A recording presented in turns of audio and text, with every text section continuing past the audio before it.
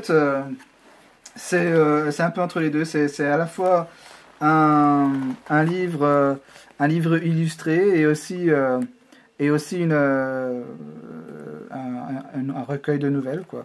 Donc c'est un livre qui a été fait en collaboration avec Patrice Woulet, avec lequel j'avais déjà collaboré sur voilà, donc ce charmant Patrice qui se cache, et j'avais déjà donc collaboré avec lui sur Cadavre Exquis, et c'est vrai qu'avec Patrice, en fait, on se connaissait d'avant Cadavre Exquis. Je me rappelle même plus comment on s'est rencontrés. De toute façon, c'est virtuellement, on a accroché, je sais même plus à quand c'était.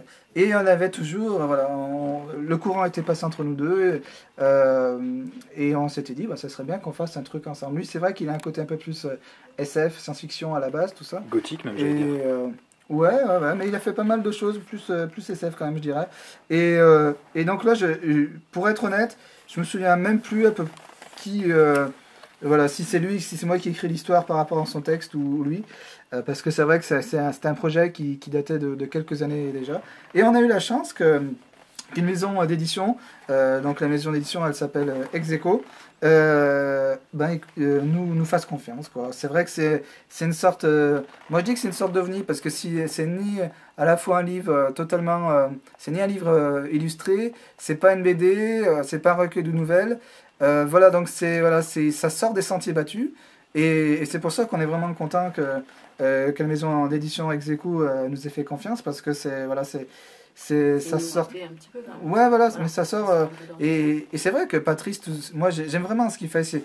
Il a un vrai talent, quoi. Et c'est dommage que, voilà, des fois, aujourd'hui, c'est tellement dur dans l'univers littéraire de proposer des choses qui sont, comment dire, pas avant-gardistes, mais qui vont contre ce qui se fait en général. Des choses qui sont un petit peu à part. Les maisons d'édition, des fois, sont un petit peu frileuses et ne prennent pas de risques. Et là, c'est vrai qu'on est content parce que donc la maison d'édition a bien voulu jouer le jeu. Et donc voilà, donc ça raconte un petit peu l'histoire de Anna, qui est une fille qui, voilà, donc on est dans un trip science-fiction, qui est une fille qui est envoyée sur Terre, et voilà, et c'est mélangé avec la fameuse histoire des sorcières de Salem. Et donc voilà, on se perd un petit peu, comment dire, dans l'humanité, parce que c'est vrai que les sorcières de Salem, ça a été un épisode de l'humanité qui n'est pas très glorieuse. Voilà, c'était à l'époque des sorcières, où sous le moindre soupçon, on montrait du doigt une femme, elle était hop, c'était une sorcière, il y avait même pas c'était des pseudo-procès qu'il y avait, et voilà, donc les femmes étaient brûlées sur simple dénonciation, et c'était une période qui était très... qui est pas glorieuse, quoi. Donc voilà, Anna vient nous voir sur Terre, voir un petit peu ce que ça donne l'humanité.